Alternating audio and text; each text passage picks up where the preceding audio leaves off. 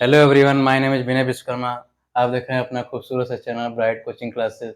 जैसा कि हम लोगों ने पिछले लेक्चर में मूल आवेशों के क्वांटम प्रकृति, आवेश संरक्षण के सिद्धांत तथा अन्य चीज़ों को हम लोग डिस्कस किए थे। आज हम लोग उसके आगे कंटिन्यू करते हैं, जो कि अगला टॉपिक है कूलॉम का नियम।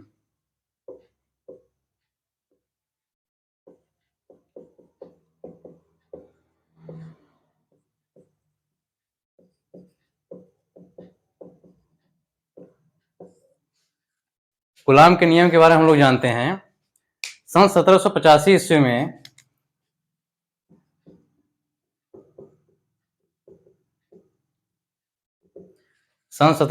ईस्वी में फ्रांसीसी के एक वैज्ञानिक थे जिनका नाम कूलॉम था। उन्होंने कई प्रयोग किए। अपने प्रयोगों में देखा कि जब किन्हीं दो आवेशों को पास पास रखा जाता है तो उनके बीच में आकर्षण अथवा प्रतिकर्षण का बल लगता है। तो उनके बीच लगने वाले बल के संदर्भ में इन्होंने एक नियम दिया था जिसको कूलॉम का नियम कहते थे। उस नियम के अनुसार कूलॉम ने बताया था कि किन्हीं दो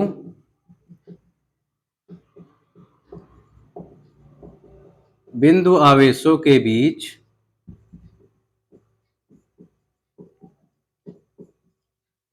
लगने वाला आकर्षण अथवा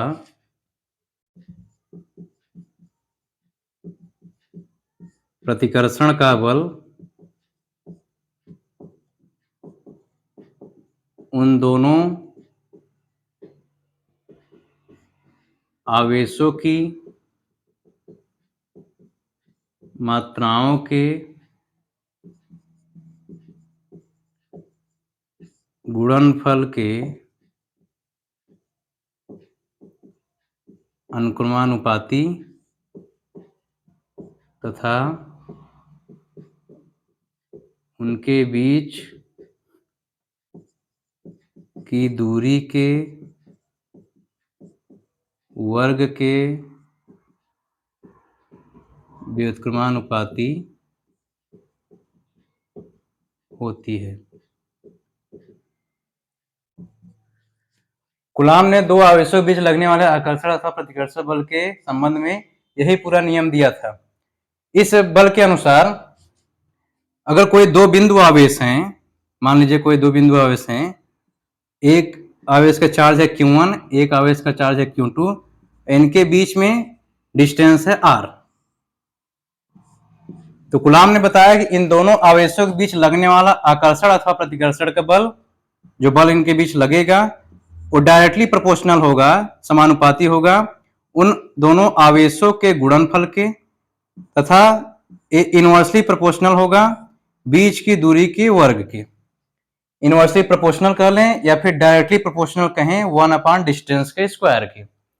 अगर इन दोनों नियमों को आपस में मिला दिया जाए तो हम पाते हैं कि यह डायरेक्टली प्रोपोर्शनल किसके है, Q1 Q2/R² के। जब प्रोपोर्शनलिटी का सिंबल हटाया जाता है तो बराबर का चिन्ह आता है, एक कांस्टेंट के रूप में आ जाता है स्मॉल k के रूप में, और Q1 Q2/R² होता है। स्मॉल k जो होता है इसको बोलते हैं अनुक्रमानुपाती नियतांक, जहां स्मॉल k एक अनुक्रमानुपाती नियतांक है जिसका मान दोनों आवेशों के बीच के माध्यम उनकी प्रकृति तथा उनके बीच लगने वाले बल पर निर्भर करता है।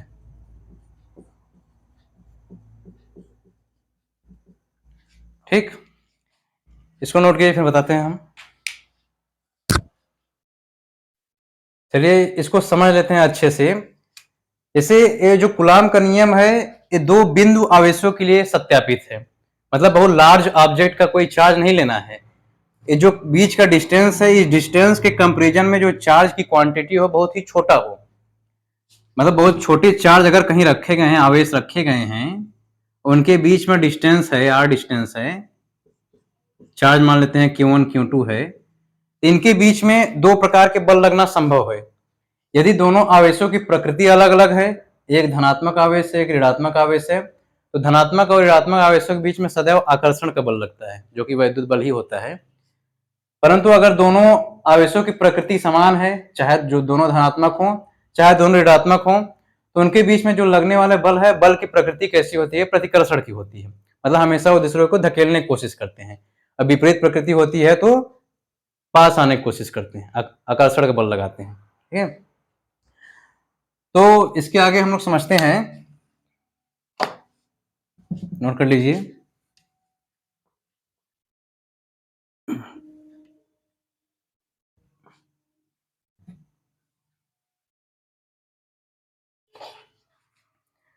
प्रयोगों द्वारा इस के का मान दो चीजों पर निर्भर करता है। अगर दोनों आवेश Q1 Q2 वाला आवेश, बीच का डिस्टेंस अगर r है,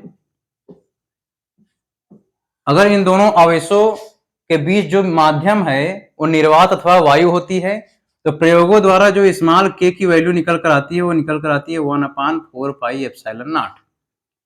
ठीक, परंतु अगर इन दोनों आवेशों के बीच कोई माध्यम आ जाता है, जैसे कागज हो गया, तेल हो गया, पानी हो गया, तो उस माध्यम के लिए स्मॉल k की जो वैल्यू होती है 1/4πε0 कैपिटल K होती है।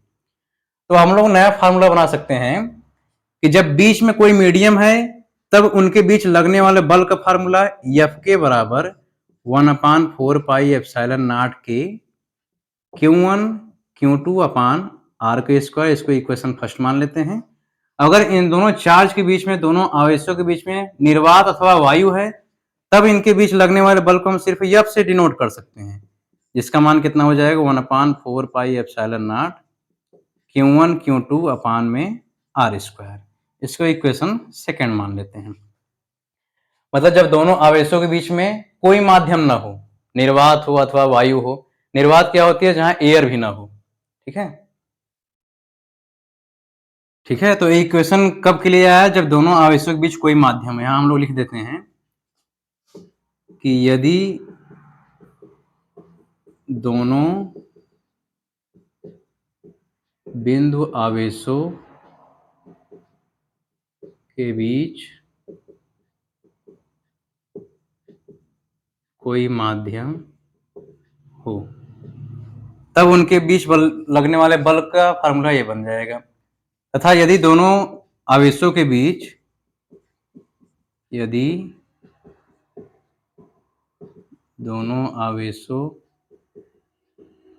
के बीच निर्वात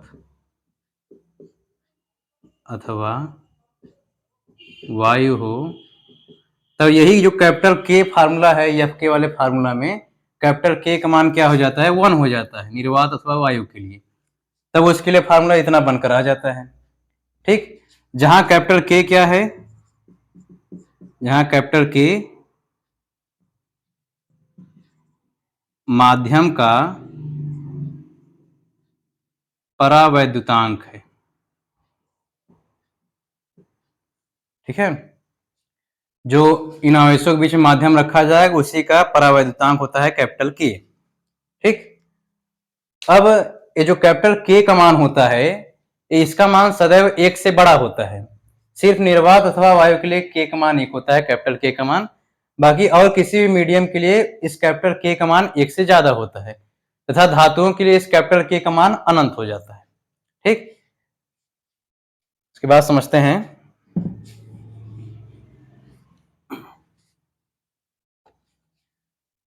प्रयोगों द्वारा यह भी देखा गया कि जो 1/4πε0 की वैल्यू है, इसका मान आता है 9 × 10⁻9। और इसका मान हम लोग निकाल रहे हैं, तो इसका मात्रक यहां लिखेंगे सामने। आर स्क्वायर इधर आ जाएगा, डिस्टेंस। फोर्स की यूनिट क्या होती है? बल होती है। तो बल का मात्रक क्या होता है? न्यूटन होता है। तो न्यूटन डिस्टेंस का स्क्वायर, न्यूटन मीटर स्क्वायर पर और क्यू का मात्रक कूलाम होता है तो 2 बार क्यू है कूलाम स्क्वायर हो जाएगा। ठीक, इतना मान पाया जाता है। ये जो दिख रहा है स्मॉल ई की तरह, इसको बोलते हैं एप्सिलॉन नॉट। इसको बोलते हैं एप्सिलॉन नॉट, एप्सिलॉन नॉट, या फिर बोलते हैं एप्सिलॉन जीरो भी बोलते हैं। इसकी वैल्यू निकाली जाती है, कैसे निकाली जाती है हम लोग निकाल कर चेक करते हैं कितना होता है मान, उसको देखेंगे। ठीक, इधर देखते हैं हम लोग 1/4 पाई एप्सिलॉन नॉट बराबर है 9 × 10⁹ न्यूटन मीटर स्क्वायर पर कूलाम स्क्वायर। अगर हमको एप्सिलॉन नॉट की वैल्यू निकालनी है तो ए पूरा पोर्शन इधर चला जाएगा, बाकी ये सब इधर आ जाएंगे। तो एप्सिलॉन नॉट बराबर कितना हो जाएगा 1/4 पाई इंटू 9 × 10⁹ हो जाएगा। तो एप्सिलॉन नॉट बराबर, इसको जब हल किया जाता है तो हल करने पर ओवरऑल वैल्यू आ जाती है 8.85 इंटू 10⁻12। हमको निकालना है इसका मात्रक, यहाँ इसके सामने इसका मात्रक लिखेंगे तो मात्रक क्या बन जाएगा कूलाम स्क्वायर पर न्यूटन मीटर स्क्वायर बन जाएगा। इतना मान एप्सिलॉन नॉट अथवा एप्सिलॉन जीरो का मान निकल कर आता है। ठीक, अब अगर हम लोग इक्वेशन फर्स्ट को इक्वेशन सेकंड से डिवाइड कर दें, यहां लिखें समीकरण 1 को समीकरण 2 से भाग देने पर हमें क्या मिलता है कि एफ के बटे एफ बराबर 1/4 पाई एप्सिलॉन नॉट के Q1 Q2 अपान आर स्क्वायर के पूरे में बटे 1/4 pi epsilon not Q1 Q2 अपान में R square. 1/4 pi epsilon nought तक इतना पूरा कट जाएगा, Q1 Q2 से कैंसिल हो जाएगा, आर स्क्वायर से आर स्क्वायर। तो हमें क्या मिलेगा कि एफ के बाई एफ बराबर 1/k मिलेगा। तो यहां से हम लोग लिख सकते हैं एफ बराबर कितना हो जाएगा, के कितना मल्टीप्लाई हो जाएगा k इंटू एफ के। देखिए हमको इस फार्मूले से पता चलता है कि यदि दोनों आवेशों के बीच जब कोई कैपिटल के परावैद्युतांक का माध्यम रखा गया होता है तब उनके बीच में जितना बल लगता है, अगर उसी माध्यम को हटा दिया जाए, निर्वात अथवा वायु रखा जाए, तब लगने वाला बल क्या होता है पहले लगने वाले बल का k गुना हो जाता है। मतलब क्या है कि अगर दोनों आवेशों के बीच में मीडियम आ जाएगा तब बल कम लगेगा, लेकिन अगर वही मीडियम हट जाएगा तो जितना उसका परावैद्युतांक था उसका कैपिटल के गुना लगेगा अब बल।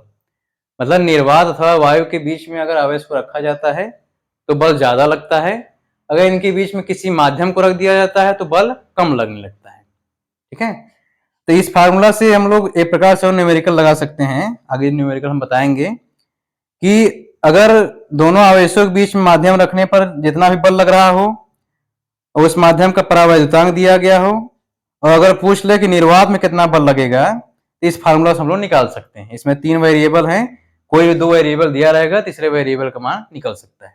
ठीक है, तो नोट कर लीजिए आप लोग। ठीक है, नोट कर लिए ना, देखे थे आप आगे।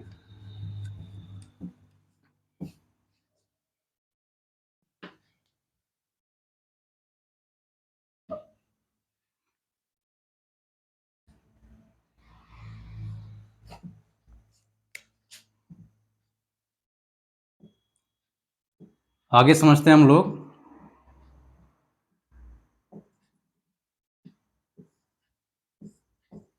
देखिए कभी कभी होता क्या है कि ये जो फार्मूला लिखा है इसमें एप्सिलॉन नॉट के की जगह सिर्फ एप्सिलॉन भी लिख लिया जाता है। मतलब कि एप्सिलॉन नॉट के प्लेस पर सिर्फ एप्सिलॉन लिख देते हैं, तब फार्मूला क्या बनने लगता है एफ के बराबर 1/4 पाई एप्सिलॉन Q1 Q2 अपान आर स्क्वायर। अब यहां पर सिर्फ एप्सिलॉन को क्या बोलते हैं, जहां एप्सिलॉन को माध्यम की वैद्युतशीलता कहते हैं। इसके पहले एप्सिलॉन नॉट को क्या कहते थे, एप्सिलॉन नॉट को निर्वात की वैद्युतशीलता कहते थे।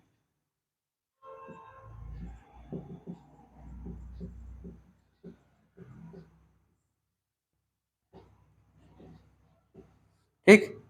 तो यहाँ से हम लोग एक नया फार्मूला मिला कि एप्सिलॉन बराबर होता है एप्सिलॉन नॉट के।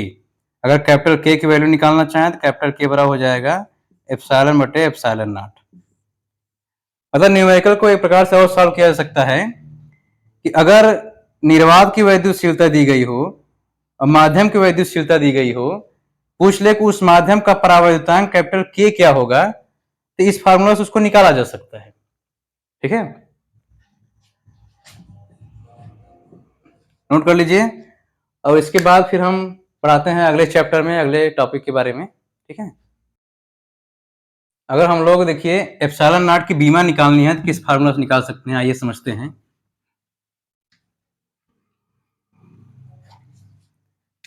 देखिए हम लोग एक फार्मूला प्राप्त था, F बराबर 1/4 pi epsilon not Q1 Q2 upon R square. ये फार्मूला तब के लिए था जब दोनों बिंदु आवेशों के बीच में निर्वात अथवा वायु स्थित था। उसके लिए कैपिटल के का मान 1 हो गया था, तो कैपिटल के का मान 1 यहाँ पर रखें या फिर मल्टीप्लाई कर दें तो इतना ही वैल्यू आएगी। अगर हमको एप्सिलॉन नॉट का मात्रक निकालना था, एप्सिलॉन नॉट का मात्रक क्या निकल कर आया था, इसका पूरा मान कितना था 8.85 गुणे 10⁻⁻12 कूलाम स्क्वायर पर न्यूटन मीटर स्क्वायर, इतना बना था इसका मात्रक। अगर एप्सिलॉन नॉट की बीमा निकालना चाहते हैं, एप्सिलॉन नॉट की बीमा,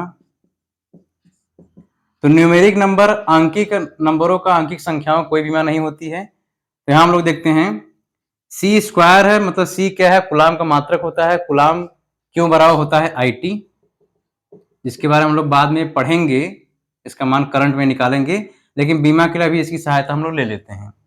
तो क्यों क्या होता है, आवेश, आवेश का मात्रक कितना हो जाता है, आवेश का मात्रक कूलाम होता है, या फिर इसको एम्पियर सेकंड में लिख सकते हैं। बीमा हो जाता है AT, क्यों की बीमा। तो क्यों का मात्रक कूलाम होता है, तो कूलाम की बीमा भी इतना ही हो जाएगी। तो कितना हो जाएगा AT, लेकिन कूलाम स्क्वायर है तो AT के दोनों पदों में स्क्वायर बन जाएगा, बटे में न्यूटन, न्यूटन होता है बल का मात्रक, बल की बीमा क्या होती है mL/T⁻²। मीटर स्क्वायर, मीटर की बीमा L होती है, स्क्वायर में चल रहा है तो L स्क्वायर हो जाएगा। तो इस तरह से एप्सिलॉन नॉट की जो बीमा मिलती है कितना हो जाती है, m ऊपर आ जाएगा तो m का पावर -1 हो जाएगा, नीचे एक L है और नीचे एक L स्क्वायर भी है, दोनों बुरा होगा, L घाते 3 हो जाएगा, अंश में जाएगा तो L घाते -3 हो जाएगा। ठीक है, ऊपर देखिए t के पावर 2 है, नीचे t के पावर -2 है, नीचे वाला t के पावर -2 ऊपर जाएगा प्लस हो जाएगा, इससे जुड़ जाएगा तो t के पावर 4 हो जाएगा और a के पावर 2 हो जाएगी। इतना हो जाती है एप्सिलॉन नॉट की बीमा। ठीक, इसके बाद अगले लेक्चर में आपको हम बताएंगे इसके आगे के कंसेप्ट, वैद्युत क्षेत्र के बारे में, वैद्युत क्षेत्र की तीव्रताओं के बारे में। ठीक, आज के लेक्चर के लिए इतना ही, धन्यवाद।